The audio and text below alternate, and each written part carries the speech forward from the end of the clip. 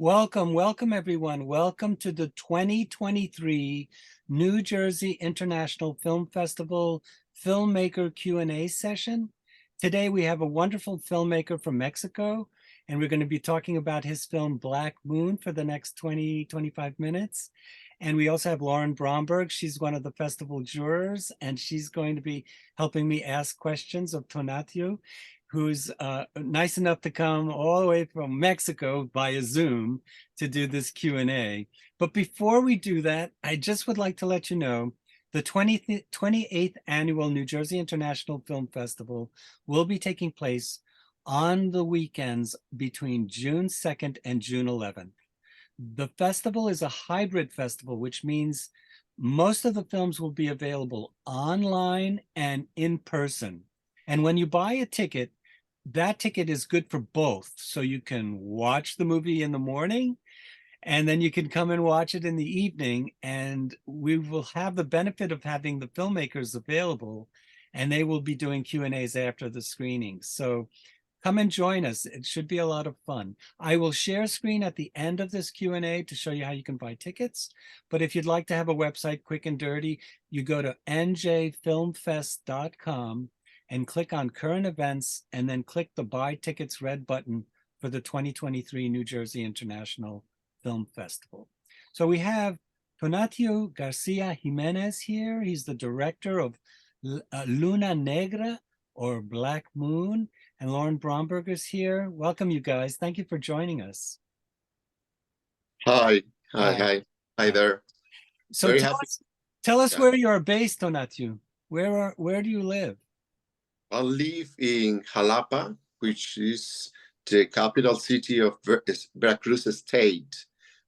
We are in the southeast, close to the Gulf of Mexico, and we are actually very close of the town where the film was shot.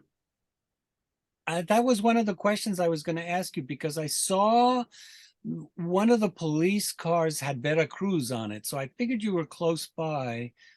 My wife and I actually have a townhouse in Akumal, which is further up the coast, and it's closer to Cancun. So I do have a little bit of a connection to Mexico. But please tell us how you ended up making Black Moon.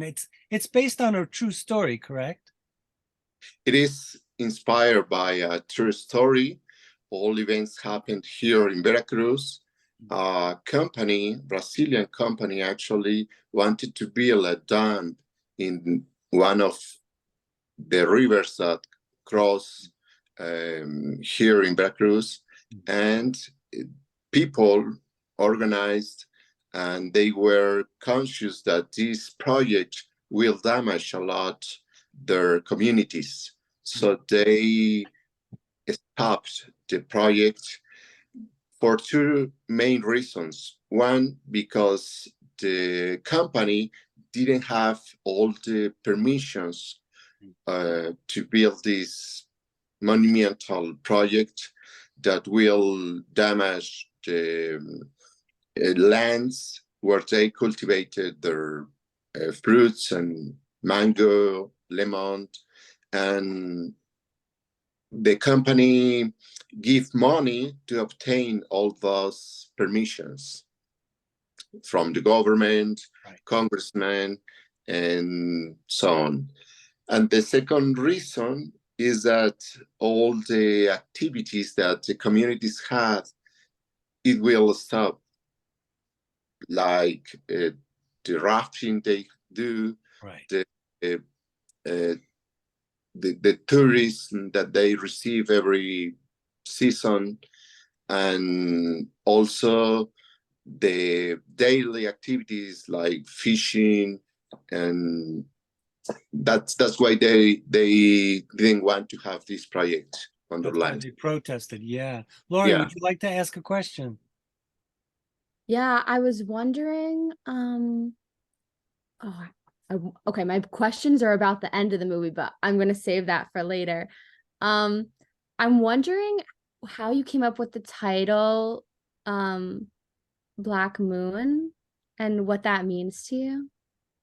Yeah, it is a very interesting question because we don't see the moon during the film at all.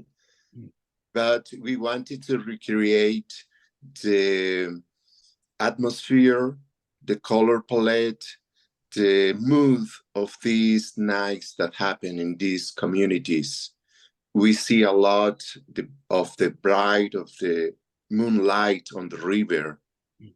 We hear a lot of these sounds of insects, and also the communities have these the dances that appears in the film, and these dances are influenced by African traditions. That we have a lot of African people who migrated during the conquer of a Spanish conquer, and these dances are related to agriculture cycles, and these agriculture cycles are a lot related with the moon cycle.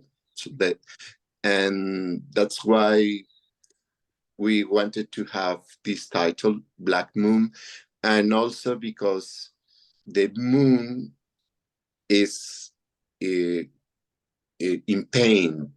It is a lot of people die in the movie, so it is what I don't have the word in English, but when we go to the cemetery and we are in pain for that people, we are wearing in black. So we wanted that mood, that sense of pain during all the movie. You know, I remember one of the songs for one of the dances also mentioned the black moon. Yeah. That's correct, right? Yeah. Yeah, that's right. Because I did see that reference, and I don't know. I watched your movie. I was amazed by so many. The production values are so wonderful, and the actors are just exquisite. I mean, we're focusing on a family, right? 3 siblings, and they're taking care of grandfather. And Mercedes is the focal point, right? Mercedes is the person that we start with and end with, as well as with the grandfather, correct? And you wanted to base it on this family's perspective of the region, correct? Yeah. Can Actually, can you well, tell me a little bit about these people? How did you find these wonderful actors? They're really amazing. well, I didn't want to have this story based on real events in the documentary style. So I fictioned a lot. I added fictional characters, and also actions that didn't happen chronologically in the historic movement that they had. So I recreated this family with 3 siblings. Mercedes is the oldest, and grandpa and grandson, with their conflicts that started with the news having from the United States.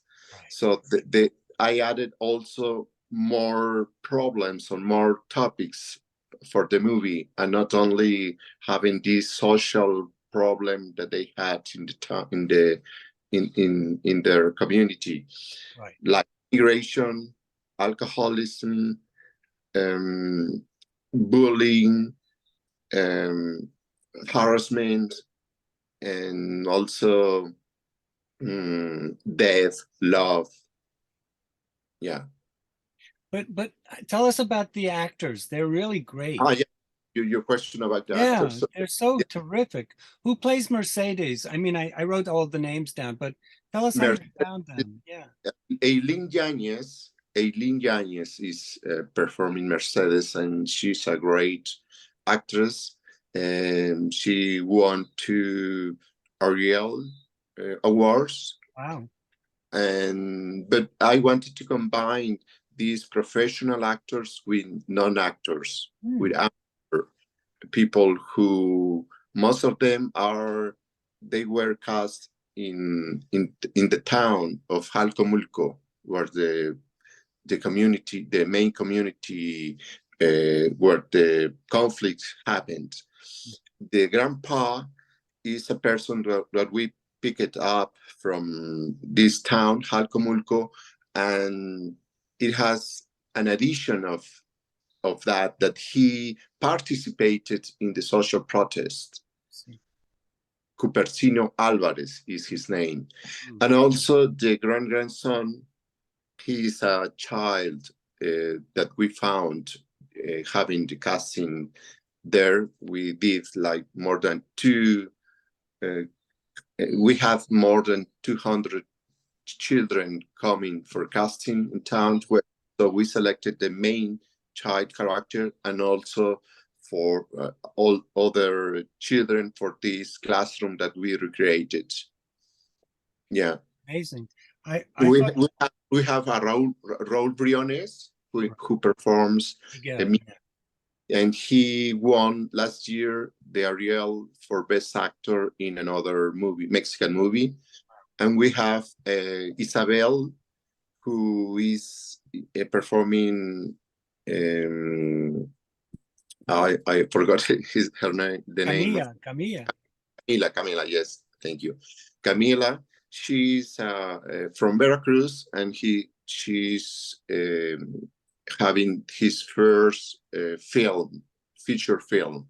Wow, she looks like she's been in films before, and she's stunning. She's so beautiful. I love his hair. I love her face. Yeah, she's terrific. Yeah, and we wanted to combine of these palette of faces. You know, brown faces, some mixture of African and mixed blonde Mexican. Marifer, the gal who plays Marifer too, she's amazing too. Dalia is just amazing. She really very strong, and you know, we have like these 5 members of the family that I consider are the main characters, and we have a lot of second role characters, like 40, I think, and also more beats in the movie. So it was a very great amount of people participating. Yeah, I mean, it's an amazing film. You have so much, but I'll let Lauren ask another question before I ask my next one. Oh, no, you can go ahead. I'm still thinking about it. All right, no problem. My question is, how are you able to burn a field and the sugarcane field? How are you able to orchestrate the fireworks scene with the one section where Marifer is able to escape from the bad people without telling too much about the story? How are you able to coordinate all that? I mean, the choreographic aspect of your film really is amazing. Tell us a little bit about this big production and how you were able to do it all. Yeah. That we coordinated that with the factory of sugarcane that it is very close of Jalcomulco. And there are a lot of sugarcane plantations because of the geography that provides water for all these plantations. So they told us the dates that they were having fire or for this. They do it because in that way the cane is soft to cut it. They can do it if it is not burned. I see. So we just fixed the dates that they were going to have this, and we have real people cutting cane, and we all coordinated all these days during the pre-production and then having this in the shooting. Yeah, that's an amazing scene. How about the fireworks? Was that also something that was coordinated? You knew it was going to take place, or did you create the fireworks? No, all that was coordinated. We contracted people who participated in fairs in and in local fairs, and they usually recreate these dances with fire, and we call this bully, this kind of bully that they have a lot of fireworks. Yeah. And we were sending, how do you say, lanzar to the sky. Right. And yeah, it was very difficult because we had to have the exact point of the right next to the road. Yeah, I know, but it worked out. It was so beautiful. I mean, it's perfect. I mean, as a filmmaker also, I know how involved and difficult it is to coordinate all of this. And I thought, wow, this is amazing. And so my next question before I let Lauren ask hers is, how long did all of this take? I mean, how long was pre-production, production, and post-production? How long did it take for the whole film to come together? Well, it took me like 1 year finished the screenplay, since I decided to write about it. And then the pre-production was 8 months. Then the shooting was just 6 weeks. Wow. Yeah, very compressed. Very great. Very compressed. Yeah, it was like insane. But then we had editing and post-production 8 months. Wow. Yeah. That's wonderful. Yeah, right. And we had to shoot all these during the sugar cane plantation, because the sugar harvest right. is only 6 months from, I think, September, November, up to March, more or less. Gotcha. Crazy stuff. All right, Lauren, your turn. Okay. So I really, really like the plot. And as I was writing the article, to broadcast your film, I was wondering, when I picked up on the themes, like I thought it was really important, themes of silence versus vocalizing your thoughts, and then like themes of power and empowerment. And I was wondering what you thought of those when you were writing them, and what you want the audience to gain about those topics. Can you repeat it, please? Yeah, I was wondering, what I took from the film were themes of silencing, vocalizing your thoughts, and then like themes of power and empowerment.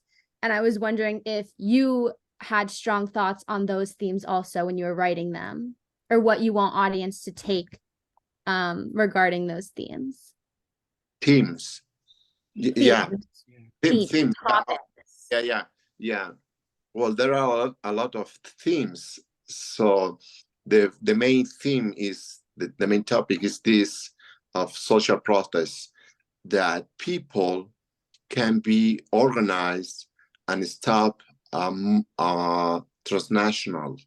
This company had already decades before projects that exploits natural resources from many countries. And here in Mexico, they found poor people that were well organized, conscious about the damage that they will have, and they could stop Goliath. And this is one topic, that people can be organized when they want to do it. And the second topic is about love. Another topic is about family values, how we can ignore all problems that we have in our families, but actually those problems, even if we ignore them, there is a moment that they will show us that we need to be together. We need to be concern about why we are important as family members. And another theme is that the water as a vital resource in nature can be privatized. And this company wanted to privatize water. Another water is how we love our place. And even if we want to be there, sometimes we have to migrate. We have to leave our home, and yeah, I mean there are a lot of themes combine all of them, and every character has his own problem, his own conflicts, and they found how to resolve their problems. Can you talk a little bit about Abuelo's storyline? Because I'm interested in why he doesn't talk. Yeah, he's a silent character. He doesn't talk a lot. He has only, I think, 2 lines during the movie, but he appears a lot. And when he doesn't appear, he's like always present. He's like omnipresent character, and a person who knows everything because he's the oldest person in town, and he hears he communicates with nature. He knows when the river is suffering, and he tells that the river is happening something with the river, is what he's saying. Yeah. And there's a scene also where he goes to the river, right? And he wants to join with the river at one point. He wants to join with, he wants to meld with the river. He wants to meld with all this mother nature that it is in this beautiful place.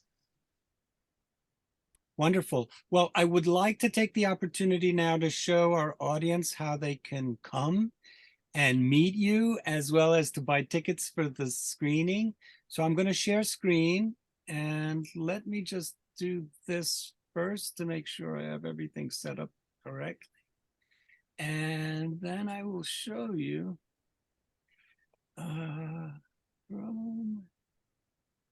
okay, here is our website, and the website itself is njfilmfest.com. And normally everything would be here. In fact, this is a picture of the screening space. We're in a university building, and it's called Voorhees Hall. But everything used to be here, but since the pandemic, we have now partnered with a streaming service, and they're named Eventive. So what you need to do is just click on current events, which basically blocks you down to one box, and it tells you basic information about the festival, but then you really need to click the red button. And once you click the red button, that will bounce you to our Eventive website, which has all the information about the films, where you can buy tickets. And these 4 buttons, you should click on all of them to get information. If you'd like to buy a festival pass so you can see everything at a reduced rate, you click on that button, and it's $100. That lets you watch all of the 11 programs for one low price. Tickets are usually $15 for each program, so you save about $60 if you $70 if you buy the pass. If you click on tickets and screening, that's the main one to click on, and that will bring you to what's called our catalog page. And each one of these little boxes, if you hover over them, they will pop up another box, and you can learn more about the film by clicking this blue button, or pre-order now if you want to buy tickets. And so this is where you will end up buying tickets for the movies. If you want to explore the rest of the site, you click back to festival site, and you can go to schedule. And the schedule is a linear way to read what we're showing. Each program is divided by a red line, and you can see big pictures and descriptions for all of the movies. We are showing 35 films that we selected from It's over 700 entries. So your film is one of the creme de la creme, one of the special films that we're showing. Is very competitive festival.